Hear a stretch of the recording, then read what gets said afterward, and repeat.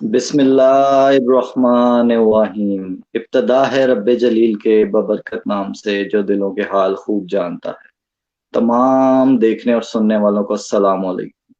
तो आज हमारे साथ एक बहुत ही मोहतरम हमारी शख्सियत मौजूद हैं, जिन्होंने हमें ज्वाइन किया है पेशावर से, जिनका नाम सरमद म्यो है। और इनके बारे में मैं आपको थोड़ा सा चलूं that he is a travel blogger, और he is a freelancer digital marketer. और बाकी ये मैं सबसे पहले आपको ये बताता चलूं that this interview series is supported by Rehan foundation as a part of connected Pakistani. तो सबसे पहले तो मैं सर का बहुत ज़्यादा शुक्रिया अदा करूंगा कि उन्होंने अपनी मसरूफ ज़िंदगी में से हमारे लिए वक्त निकाला और आज हमें ज्वाइन किया। सबसे पहले मैं सर को बहुत ज़्यादा वार्मली वेलकम करूंगा। अस्सलाम वालेकुम सर, कैसे हैं आप? वालेकुम अस्सलाम। अल्लाह का शुक्र है, मैं तो ठीक ठाक हूँ। आप सुनाएं। अल्हम्दुलिल्लाह सर, मैं बिल्कुल ठीक ठाक हूँ। सर मैं तो आपका एक बहुत ही मुख्तसर सा तारुफ करवा चुका जो अपने व्यूअर्स के साथ, लेकिन हमारे जो तमाम व्यूअर्स हैं जो कि नए देखने वाले हैं, वो आपके बारे में मजीद भी जानना चाहेंगे। तो मैं आपसे ये रिक्वेस्ट करूंगा कि हमारे जो तमाम व्यूअर्स हैं उनको आप अपना इंट्रोडक्शन करवा दीजिए, ताकि मेरे से जो चीज़ें स्किप हो गई वो आप अपने बारे में मजीद भी बता दीजिए। जी जी। बिल्कुल यार, मेरा नाम सरमद अजीज है, लेकिन फेसबुक पे सरमद मायो एक तखल्लुस सा मैंने लगाया हुआ है। तखल्लुस तो नहीं है, बस निक नेम ही है। Actually I love this name, so that's why I put it with my name. तो एक्चुअली यार, 22-23 साल की उम्र में कितना इंट्रोडक्शन होगा मेरा। मैं chemical engineering, I did my chemical engineering from university of engineering and technology Peshawar. और उसके साथ साथ जो कुछ मेरी एक्टिविटीज हैं, तो वो बहुत ज़्यादा है। मतलब काफ़ी ऑर्गेनाइजेशन के साथ मैं काम कर चुका हूँ, ऑनलाइन भी, ऑफलाइन भी। Starting from 2017, when I started working with an international welfare society, Rotaract. उसका चैप्टर पेशावर में हमने बनाया था। और उसके मुख्तलिफ जोनल कॉन्फ्रेंसेस होते थे जो पाकिस्तान में होते थे, कभी अहमदाबाद में, कभी इस्लामाबाद में। तो उसका एक एक्टिव मेंबर मैं 2017 से आज तक हूँ। सेकंड नंबर पे फिर आ जाती है tour the Peshawar. Tour the Peshawar is basically Peshawar based startup, जो एक लड़के चला रहा है। उसका नाम शाहिद है, और वो बिल्कुल पेशावर को प्रमोट कर रहा है, क्योंकि पेशावर में काफी ऐसी चीजें हैं जो वीडियोस पे नहीं आई। नंबर 3 पे फिर आ जाती है मेरी यूट्यूब की व्लॉगिंग। तो वो भी अल्हम्दुलिल्लाह मैं 2018 से कर रहा हूँ। और फ्रॉम द लास्ट 2 इयर्स मैं फ्रीलांसर भी हूँ, फाइवर पे भी काम करता हूँ। जी सर, बहुत ही बेहतरीन तरीके से अपना आपने जो तारुफ है वो हमारे व्यूअर्स तक करवाया। सर मैं सबसे पहले तो आपसे ये जानना चाहूँगा कि केमिकल इंजीनियरिंग की तरफ जो रुझान हुआ, वो कैसे हुआ? और थोड़ा-सा इसके बारे में बताइए कि ये केमिकल इंजीनियरिंग का जो तरफ जो आपका जाना हुआ, वो कैसे हुआ?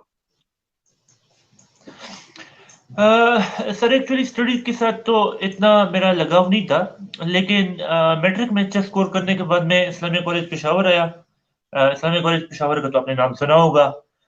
ये जो 1000 रुपए का नोट होता है, इस पे जो बैक साइड पे जो बिल्डिंग की तस्वीर है, वो इस्लामिया कॉलेज पेशावर की है। जी, जी। तो हाँ, उसके बाद फिर यही हुआ कि थोड़ा सा कंपटीशन था, तो फिर आपको पता है जिसने प्री इंजीनियरिंग ली होती है, उनमें से जितने भी बल्कि इंजीनियर उठा के देख लें, उनमें से सिर्फ 10% ऐसे होंगे जिनको अपने करियर के बारे में मतलब थोड़ा बहुत इंटरेस्ट होगा, उसी बेस पे वो किसी खास इंजीनियरिंग में आए हों।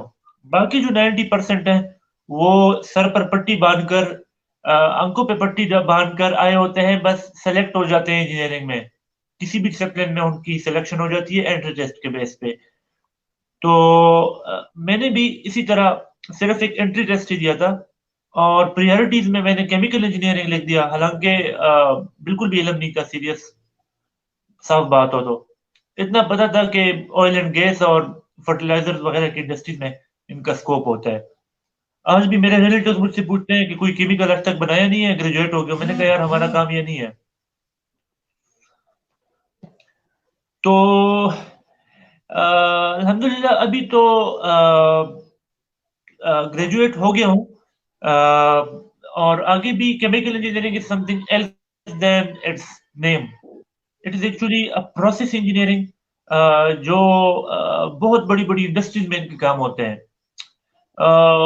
एनर्जी साइड पे इनके काम होते हैं, एनर्जी ऑडिट साइड पे, ज्यादातर एनर्जी साइड पे इनके काम होते हैं, पेट्रोलियम साइड पे काम होते हैं, ऑयल एंड गैस में काम होते हैं, फर्टिलाइजर्स में काम होता है। तो प्लास्टिक इंडस्ट्री हो गई, सोप, घी इंडस्ट्री, इन इंडस्ट्रीज में जाके फिर हम एज अ शिफ्ट इंजीनियर या साइट इंजीनियर काम करते हैं।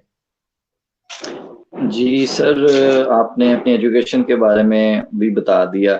सर मैं आपसे ये भी जानना चाहूँगा कि आपने बात की इंटरेस्ट के हवाले से, तो सर हम देखते हैं कि बहुत सारे ऐसे नौजवान जो कि इंटर के बाद अपनी जो फ़ील्ड है उसको मेरे ख़्याल में जो करियर काउंसलिंग के हवाले से अगर हम बात की जाए, तो मेरे ख़्याल में बहुत कम इदारे हैं और बहुत कम लोग हैं जो कि स्टूडेंट्स को गाइड करते हैं।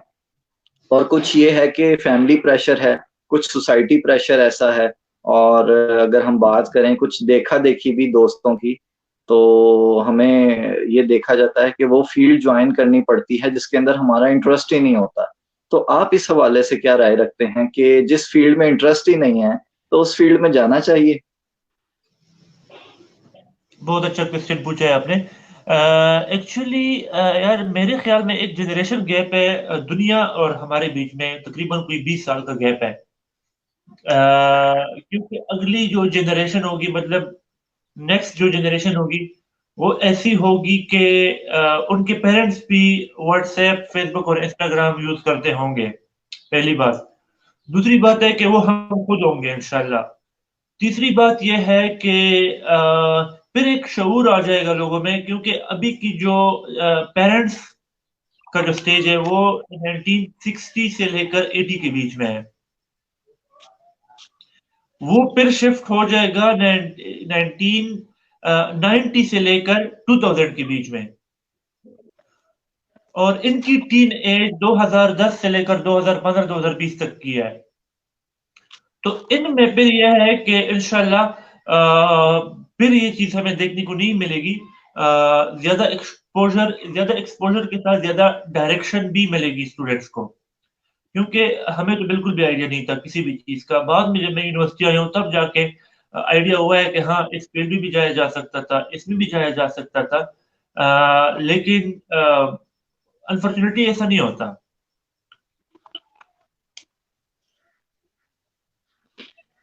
जी, सर आपने बिल्कुल ठीक कहा। सर हम अगर आप जनरेशन गैप की बात करें तो ड्यूरिंग दिस पैंडेमिक सिचुएशन हमने देखा कि जब ऑनलाइन क्लासेस हुई और हम देखते हैं कि हमारे जो टीचर्स थे उनको हम देखा कि जो डिजिटल लिटरेसी है और जो टेक्नोलॉजी है, उनसे हमें बहुत दूर पाया हमारे टीचर्स को। इवन कि उनको ज़ूम के बारे में भी अवेयरनेस नहीं थी और कि ज़ूम कैसे चलाना है, हम ऑनलाइन क्लासेस कैसे लेनी है। तो आप क्या समझते हैं हमारे जो असातिज़ा हैं उनको भी टेक्नोलॉजी की तरफ मूव करना चाहिए और उनको भी जो डिजिटल स्किल्स हैं उनको सीखने चाहिए?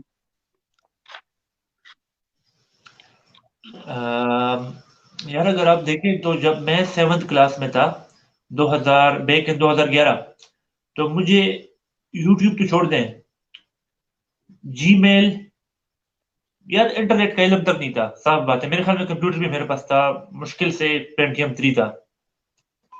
आज जब मेरे भाई हैं, वो 7th 8th क्लास में है, वो जीमेल पे ईमेल सेंड कर रहे हैं, वो भी अपने असाइनमेंट्स इंटरनेट के थ्रू सबमिट कर रहे हैं। So they are experiencing with digital system. They are experiencing it at the grade 7 and grade 8. मैं जो चीज यूनिवर्सिटी के बाद सीख रहा हूँ, फॉर एग्जाम्पल, या यूनिवर्सिटी में सीख रहा हूँ, वो लोग वो ग्रेड 7 में सीख जाते हैं। इतना जनरेशन में रिवोल्यूशन आ गई है। मैं तो कहता हूँ कि डेवलपिंग कंट्रीज के लिए नेमत है यार ये पेंडेमिक। क्या कुछ नहीं सीखा इन्होंने।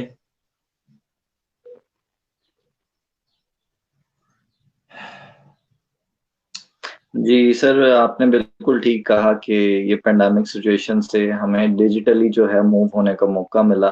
सर मैं आपसे ये भी जानना चाहूँगा कि ड्यूरिंग दिस पेंडेमिक सिचुएशन हमने ये देखा कि जो कारोबार तो रिवायती तरीके से चल रहे थे, जो कि हम देखते आ रहे हैं पिछले 70 सालों से जो दुकान थी, वो दुकानदारी ही उसी तरह रिवायती तरीके से चलती आ रही है। तो लेकिन ड्यूरिंग दिस पैंडेमिक सिचुएशन जो लोग अपने कारोबार को मूव करके ऑनलाइन ले गए, उन्होंने कैश ऑन डिलीवरी की सर्विसेज़ कर दी, उन्होंने होम डिलीवरी कर दी, तो वो लोग तो सर्वाइव कर पाए, लेकिन जो लोग रिवायती कारोबार को चला रहे थे, उनका काफ़ी ज़्यादा लॉस हुआ। तो आप क्या समझते हैं सर कि कारोबार को और जो बिज़नेसमैन है, उसको भी डिजिटली मूव होना पड़ेगा? यार कारोबार वालों को ये देखना चाहिए कि अगर हमारे कस्टमर्स के पास हाथ में ये 10,000 वाला फ़ोन है, स्मार्टफ़ोन है, तो मतलब कि उनकी कारोबार तो सारा डिजिटल है। हर बंदा जो है फ़ेसबुक पे इतनी पाकिस्तान की आवाम नहीं है जितनी फ़ेसबुक की पाकिस्तानी कस्टमर्स हैं। तो फिर आप इसी से अंदाज़ा लगा लें कि हमारी कस्टमर जो है, पूरे जो क्लाइंट्स हैं वो सारे तो मेरे इंटरनेट पे, फ़ेसबुक पे और इंस्टाग्राम पे बैठे हुए हैं। घर से तो कोई निकलता नहीं है। सो व्हाई नॉट यार, इनको आना चाहिए। बिज़नेसेस को डिजिटलाइज़ होना बहुत ज़रूरी हो जाएगा और फिर जो लोग कैश ऑन डिलीवरी की सहूलत देते हैं या अपनी शॉप्स ई-कॉमर्स पे आ जाते हैं, तो ई-कॉमर्स पे अगर पिछले 2 साल हम चीखें मार रहे थे कि ई-कॉमर्स पे आ जाओ भैया, ई-कॉमर्स पे आ जाओ, वो लोग नहीं आए। आज उनको मजबूरन आना पड़ रहा है क्योंकि हालात ही इस तरह बन गए हैं। फिज़िकल तो दुकान अभी मुश्किल है, मतलब फिजिकल दुकान खोलना तो नामुमकिन हो गया है लोगों के लिए। तो भैया घर पे बस चीज़ बनाओ, भेजो, बस कैश ऑन डिलीवरी करो। घर पे ही दुकान है, इंटरनेट पे ही दुकान है आपकी। तो बिज़नेस तो ज़्यादा ईज़ी हो गया है मेरे ख़्याल में, घर से ही आप अपनी दुकान चला सकते हैं। मैं तो कहता हूँ कि यार ये इसमें एक और चीज़ आ जाती है कि अगर ये पैसा भी डिजिटलाइज़ हो जाता है, तो इसमें करप्शन की जो रेशो है, वो भी मेरे ख़्याल में अप टू 0 हो जाएगी। मतलब इम्पॉसिबल हो जाएगा करप्शन करना। अगर हार्ड कैश आप खत्म कर दें, तो फिर आप मुझे बताएं आप करप्शन करेंगे किस तरह। जहां भी आपने पैसा भेजना है, आपने फिक्स्ड अमाउंट भेजनी है, उनको इतना देना है, हाँ ये लेना है, उन सब चीजों की रिसिप्ट आपके पास पड़ी होगी। और फिर आप डिजिटल सिस्टम को तो आप बीट कर सकते ही नहीं है, टेक्नोलॉजी को तो आप बीट नहीं कर सकते।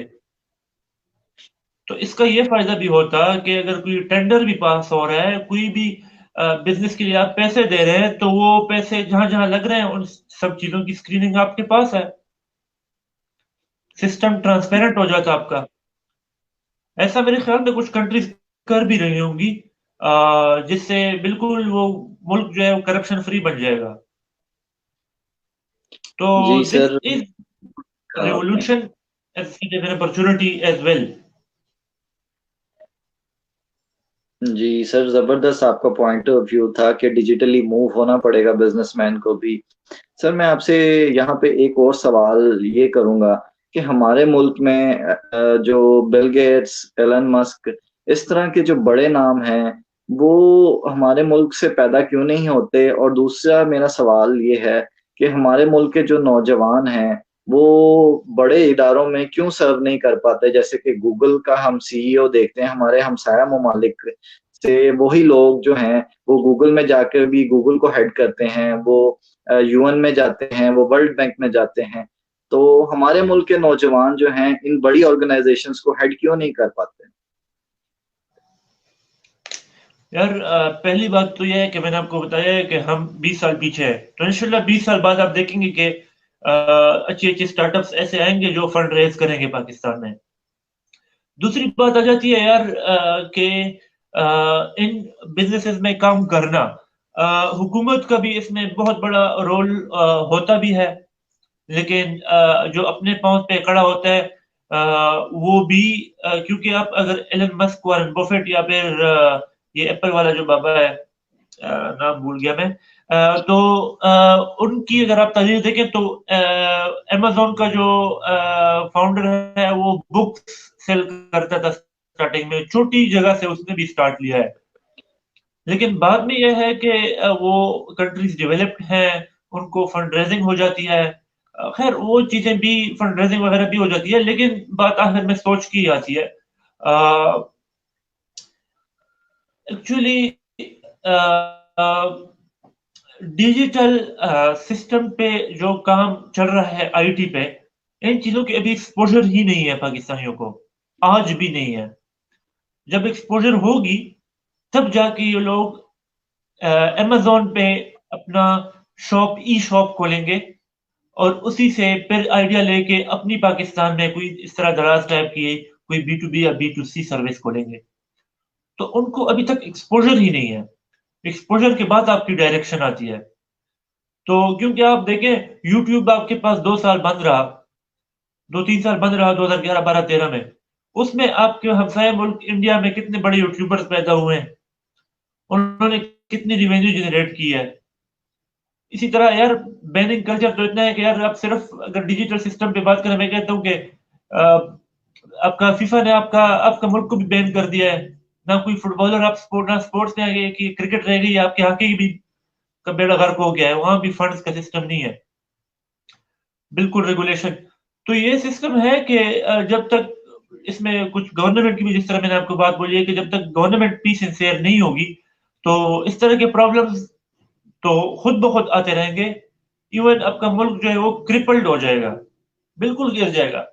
अब कुछ एक्सपेक्टेशंस हो रही थी इमरान खान से, लेकिन कोविड के आने के बाद हालात बिल्कुल टांगे कपकपाने लगी हैं मौजूदा हुकूमत के भी।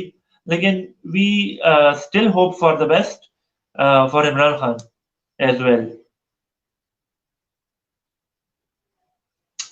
मेरे ख्याल में मेरे साहब की लाइन कट गई है।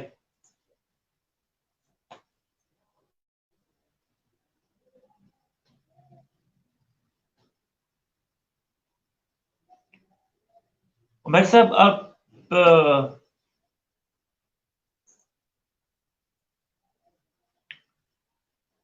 मेरे ख्याल में आपकी लाइन कट गई है।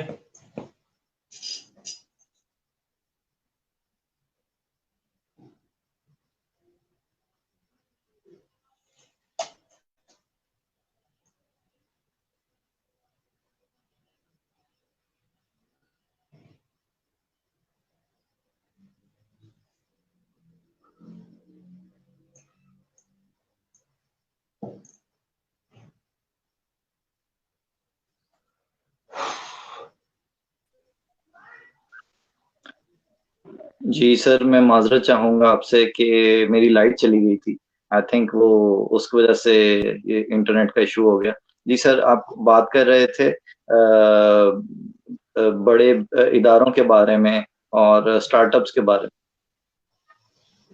हाँ जी, बिल्कुल, मैंने मेरे ख्याल में बता भी दिया है कि यार, गवर्नमेंट को फंड करना चाहिए, एज वेल एज अगर वो हेल्थ की मिनिस्ट्रीज हैं या फिर स्पोर्ट्स की मिनिस्ट्रीज हैं। मतलब अगर हम अपनी रिसोर्सेज को देखें, तो रिसोर्सेज के मुताबिक अगर हम उनको ही फंड करें, क्योंकि टेक में तो आप इतने आगे जा ही नहीं सकते हैं। वो आपकी रिसोर्सेज ही नहीं बनी, अगर उनमें आप जाएंगे भी आगे, तो उसमें फिर वही बात है कि 10-15 साल, 20 साल लगने हैं आपके। इससे बेहतर है कि अगर आप अपने रिसोर्सेज पे ही काम करें। For example, Pakistan is an agriculture country as well as an touristic country. तो अगर आप टूरिज्म और एग्रीकल्चर पे काम करें, तो इसमें पाकिस्तान काफी आगे जा सकता है। जैसे इंडिया है वो शोबिस पे काम कर रहा है, या इसराइल है वो टेक पे काम कर रहा है, चाइना है तो वो मैन्युफैक्चरिंग पे काम कर रही है, यूएसए है तो वो टेक पे काम कर रहा है।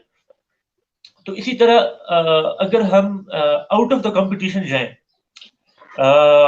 अपनी ही एक्सपोर्ट्स में काम करें, टूरिज्म में काम करें, क्योंकि ये चीजें हमारी रिसोर्सेज हैं, इन पे थोड़े से पॉलिश वगैरह करें, तो इनमें काफी अच्छा रेवेन्यू मेरे ख्याल में जनरेट हो सकता है। क्योंकि 2020 में तकरीबन 0.5 मिलियन पीपल ने विजिट किया पाकिस्तान को फ्रॉम अब्रॉड। मतलब तकरीबन 5 लाख लोगों ने पाकिस्तान विजिट किया 2019 में, आई थिंक। यस। जी सर, बिल्कुल ठीक कहा आपने। सर मैं अब आता हूँ अपने टॉपिक की तरफ। मुझे थोड़ा-सा ये बताइए सर कि आप एक फ्रीलांसर भी हैं और आप एक ब्लॉगर भी हैं। सर ब्लॉगर्स के बारे में एक तसव्वुर और एक ख़्याल ये किया जाता है कि ब्लॉगिंग सिर्फ़ उसी चीज़ का नाम है जो कि फूड ब्लॉगिंग के हवाले से या किसी मुख्तलिफ़ जो तारीख़ी इमारत हैं उनके बारे में जो वीडियो बना लेना उसको ब्लॉगिंग कहा जाता है। तो इसके बारे में भी आप हमें थोड़ा-सा बताइए? अच्छा यार, एक्चुअली ये कंसेप्ट जो है एक न्यू कंसेप्ट है, तकरीबन 2016 से 2017 में ही स्टार्ट हुआ है, 2015 आई थिंक, यस। एक्चुअली यार व्लॉगिंग भी आप पे डिपेंड करता है कि आप की पहली चीज़ तो इंटरेस्ट क्या है, फिर आप पे डिपेंड करता है कि आपके पास नॉलेज किस चीज़ के बारे में ज़्यादा है और आपकी एनर्जी किस चीज़ में आप ज़्यादा कंज़्यूम कर सकते हो ताकि उसके बारे में आप वीडियोज़ बना सकें। तो मतलब आपकी जो व्लॉग्स हैं, वो ट्रैवल की व्लॉग्स भी हो सकती हैं, आपके व्लॉग्स फैशन व्लॉग्स हो सकते हैं, आपकी व्लॉग्स जिम के बारे में हो सकती हैं, आपकी व्लॉग्स प्लांटेशन के बारे में हो सकती है, एक्सरसाइज़ेज़ सिखा सकते हैं आप। आप किचन में तरह-तरह मुख्तलिफ खाने बना सकते हैं, फूड व्लॉग भी हो सकता है। उसके अलावा आप लाइफ़ व्लॉग भी बना सकते हैं, लाइफ़ में क्या एक्सपीरियंस करते हैं, कैसे अपना टाइम मैनेज कर सकते हैं, स्टडीज़ कैसे करते हैं। आप घर पे डीआईवाई व्लॉग्स बना सकते हैं कि फलाँ चीज़ से फॉर एग्ज़ाम्पल ये बॉडी स्प्रे है, तो बॉडी स्प्रे अगर खाली हो जाता है तो इससे मैं क्या बना सकता हूँ। इसी तरह आप डिफरेंट टाइप ऑफ व्लॉगिंग कर सकते हैं।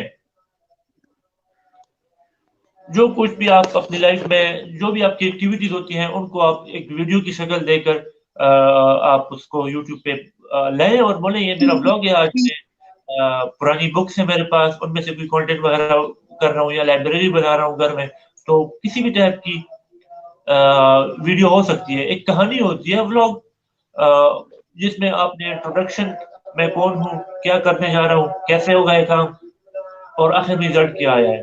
This is all about a vlog. Sir मैं आपसे ये भी जानना चाहूँगा कि एक ब्लॉगर के लिए जो कैमरा रिक्वायरमेंट्स और एक तस्वुर ये भी है कि ब्लॉगिंग के लिए बहुत महँगे इक्विपमेंट्स ही खाली जो हैं, वो ही इस्तेमाल होंगे तो वो एक ब्लॉगर बन सकता है।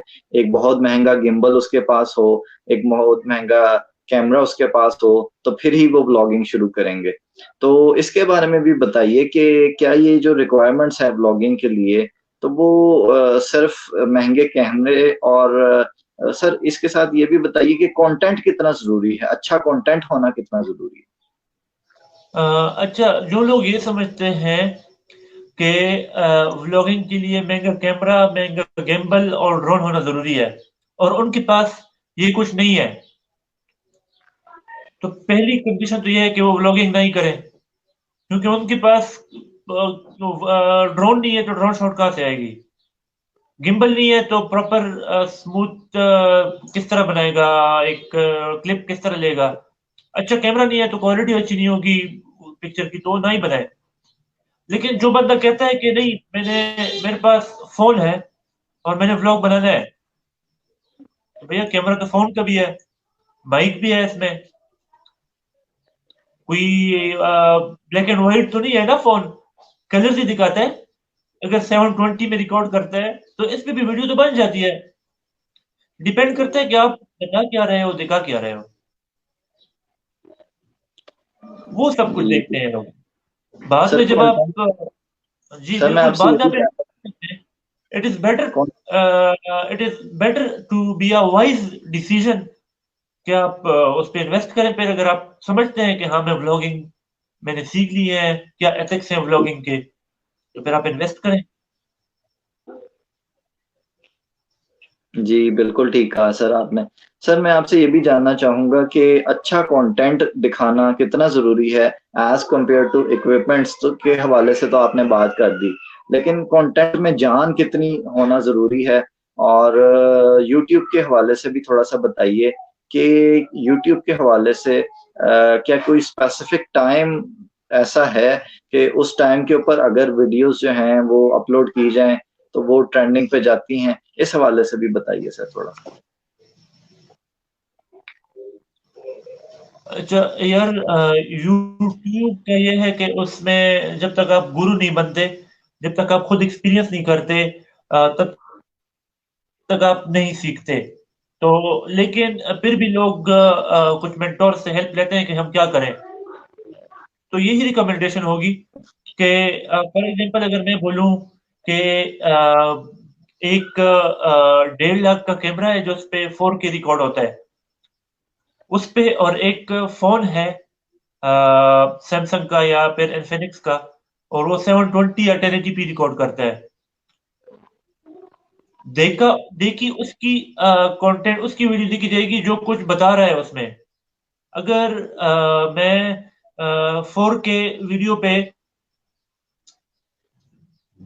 नहीं बता पा रहा, कुछ कंटेंट नहीं है मेरे पास, सिर्फ मैं बता रहा हूँ जी मैं यहाँ पे आया हूँ, अभी मैं इधर जा रहा हूँ, अभी मैं उधर जा रहा हूँ, नहीं। अगर आप कुछ बेहतर बता रहे हो, कुछ इंटरेस्टिंग बता रहे हो, जिसमें आपकी कंटेंट, जिसमें आपकी ऑडियंस इंटरेस्ट ले रही है, तो चाहे आप उसको 4K में बताओ या फिर 720 में बताओ, आपकी कंटेंट, आपकी ऑडियंस तो आपको देखेगी। दूसरी बात आ जाती है फिर, आपने यूट्यूब की बात की है। यूट्यूब का जो है वो तकरीबन मैं यूज कर रहा हूँ तकरीबन 2016 से। यूट्यूब में यूज कर रहा हूँ। यार इसकी एल्गोरिथम जो है वो चेंज होती रहती है। जब मैंने स्टार्ट किया था उस टाइम तो कोई भी ये लिमिटेशन वगैरह नहीं थी। 1000 सब्सक्राइबर्स जो भी है डायरेक्ट एडसेंस अटैच हो जाता था एक दो वीडियोस अपलोड करने के बाद। फिर वो 10,000 व्यूज की बात आई, फिर उसके बाद ये 4000 वाचिंग आवर्स और 1K सब्सक्राइबर्स। तो इसके लिए भी लोग जुगाड़ निकालते गए। लेकिन ये है कि जब तक आप खुद बेहतर कंटेंट, उसके अलावा जो है कंसिस्टेंट रहेंगे, नहीं रहेंगे तो फिर तो नहीं आएगा। लेकिन अगर आप कंसिस्टेंट रहते हैं, हफ्ते में आपकी 3 वीडियोस आती है और तकरीबन आप 1-2 महीने काम कर लेते हैं, तकरीबन आपकी हो जाती है 36-35 वीडियोस हो जाती हैं आपकी। तो फिर एक रिजल्ट आना स्टार्ट हो जाता है। क्योंकि मैंने ऐसे भी अच्छे अच्छे व्लॉगर देखे हैं जो उन्होंने टारगेट रखा होता है कि जब तक मेरी 100 वीडियोस नहीं बनी तब तक मैं ये डिटरमाइन नहीं कर रहा। क्योंकि यार जितने भी लोगों को हम देखते हैं उस पे यूट्यूब पे, उन जिनके, बल्कि हम नहीं देखते, जिनके लाखों व्यूज होते हैं, तो ये भी सोचे हैं कि उनके लाखों व्यूज होते क्यों हैं, क्योंकि वो कुछ बता रहे हैं, उनका कोई कंटेंट अच्छा होगा ना। हालांकि 12 व्यूज वाला भी बड़ा होता है यूट्यूब पे, 500 व्यूज वाला भी बड़ा होता है, लेकिन जो कुछ व्लॉगर्स हैं उनकी वीडियो 500K तक क्यों चली जाती है? रीजन ये होता है कि कंटेंट अच्छा होता है, लोग देखना पसंद करते हैं। जब तक लोग आपकी कंटेंट को पसंद नहीं करेंगे तब तक ज्यादा व्यूज नहीं आएंगे। जब आपकी ऑडियंस आपकी वीडियोस को 1 मिनट से ज्यादा देखेंगे, जितना ज्यादा देखेंगे उतना यूट्यूब भी समझेगा कि ये वीडियो ज्यादा इंटरेस्टिंग है, इनको लाउड ट्रेंडिंग में। तो ये है सर कि इसके लिए तरीके से ट्रिक कुछ भी नहीं है, सिर्फ एक ट्रिक है, upload the videos, upload the videos, upload the video, और फिर आप जी सर, देखें, बहुत ही अच्छा इम्प्रूव कहा। करें अपने आप को। सर मैं आपसे ये भी जानना चाहूँगा कि आपके फ़ेवरेट ब्लॉगर्स कौन से हैं? और जैसे कि मेरे मेरे एक फ़ेवरेट ब्लॉगर हैं, वो ट्रैवल देसी के नाम से एक चैनल चलाते हैं, बहुत अच्छा कंटेंट चलाते हैं। तो मैं आपसे भी जानना चाहूँगा कि आपके जो फ़ेवरेट ब्लॉगर हैं, वो कौन हैं? यार मैं तकरीबन सबको देखता हूँ जिसका कंटेंट अच्छा होता है। मैं ये नहीं देखता कि इसके 500 सब्सक्राइबर हैं या इसके 5 लाख सब्सक्राइबर हैं। जिसकी वीडियोस अच्छी लगती है उसको फिर मैं प्रॉपर मतलब देखता रहता हूँ। एक फूड व्लॉगर था, राना हसन, अ, राना हमजा, मेरे ख्याल में हमजा नाम था उसका। अच्छा। अ, वो फूड व्लॉगर है लाहौर का। उसके व्लॉग्स एक टाइम में मैं देखता था। उसके अलावा पीटर मिकिनन के व्लॉग्स काफी अच्छे थे। मुरू को काफी टाइम से मैं फॉलो कर रहा हूँ। उसके अलावा यूखानो के व्लॉग्स काफी अच्छे हैं, काफी ट्रेवल व्लॉग्स उसके काफी बहुत अच्छे हैं सर। ट्रेवल व्लॉग्स में फिर यूखानो के बेस्ट हैं। उसकी सिनेमैटिक्स, उसकी drone shots, everything was perfect. जी, तो सर आपके साथ जो कन्वर्सेशन का सिलसिला रहा, उसके दौरान वक़्त का एहसास ही नहीं हो पाया। बहुत ज़्यादा अच्छी कन्वर्सेशन रही सर आपके साथ। सर अब प्रोग्राम का जो इख्तिताम का जो वक़्त है वो करीब आ चुका है। तो सर मैं आपसे ये चाहूँगा कि आखिर में अगर आप यूथ के लिए कोई मैसेज देना चाहें तो ज़रूर दीजिएगा सर। ये यूथ के लिए मैसेज यही है कि अगर वो अपने किसी पैशन को परस्यू करते हैं, तो बस लोगों की मत सुने, स्पेशली अपनों की मत सुने। अपने आप को, अपने जो है वो आपको अपने पैशन को परस्यू करने में कभी भी सपोर्ट नहीं करेंगे। अगर सपोर्ट करते हैं तो फिर बेस्ट है। बाहर के जितने भी लोग हैं, अगर आप बाहर वालों मुख्तलिफ लोगों से मिलें, तो वो आपको इनकरेज भी करेंगे कि हाँ, तुम अच्छा काम कर रहे हो। इवन अगर आपका यूट्यूब चैनल है, तो अपने आप को यूट्यूब चैनल सब्सक्राइब नहीं करते, अगर किसी बाहर के बंदे को बोलते हो, वो आपका चैनल सब्सक्राइब कर देता है। तो कभी भी अपनों की मत सुने। वो बात है ना, एक पूल में, एक गटर में मेंढक गिर जाते थे, तो जो भी मेंढक ऊपर आता था, तो ऊपर से और जो मेंढक थे वो बोलते थे कि तुम नहीं ऊपर आ सकते, यू विल फेल। तो वो कोशिश करता था और फिर रुक जाता था, उधर ही सो जाता था। इस तरह वो उसकी एक एक जो फेल होता गया। उनमें एक मेंढक था, वो ट्राई कर रहा था, he was trying again and again. ऊपर से आवाजें आ रही थी कि you can not, you can't, तुम नहीं कर सकते, छोड़ दो, तुम अब मर गए हो। लेकिन आफ्टर 100 200 टाइम्स ही सक्सीडेड टू कम अप, ऊपर आ गया। और बाद में उनको पता चला कि वो जो मेंढक था वो बहरा था, उसको आवाज ही नहीं आ रही थी। तो अगर वो दूसरों की सुनता तो फिर तो वो इधर ही मर जाता। लेकिन he was trying again and again and again, and he succeeded, और वो निकल आया। तो जब भी अपने पैशन को परस्यू करें, पैशन आपको कुछ भी हो सकता है, आप फुटबॉलर हो सकते हैं, आप व्लॉगिंग कर सकते हैं, यूट्यूबर हैं, यूट्यूब से फ्रीलांसर हैं, इवन पेंटिंग करते हैं। क्योंकि ये ऐसी चीजें हैं जो क्रिएटिविटी वाली चीजें हैं, ये सिर्फ पैशन वाले लोग, पैशन होता ही उन चीजों में है जिनमें क्रिएटिविटी होती है। और हर बंदा क्रिएटिव भी नहीं होता, और जो बंदा क्रिएटिव होता है उसका पैशन होता है वो काम, और उस काम में उसको मजा आता है, उस काम में वो तकता नहीं है। लेकिन यहाँ पे एक चीज ये आ जाती है कि बस अपनों की मदद सुने। तो ये मैसेज होगा मेरे लिए कि never give up and never listen to your ones. Sir thank you so much for joining us. और सर इसी खूबसूरत मैसेज के साथ हम आज का प्रोग्राम जो है उसका इख्तिताम करेंगे। अल्लाह ताला हमें आसानियाँ दे और आसानियाँ खल्क़े खुदा में तक़सीम करने की तौफ़ीक दे। अपना ख़्याल रखिए।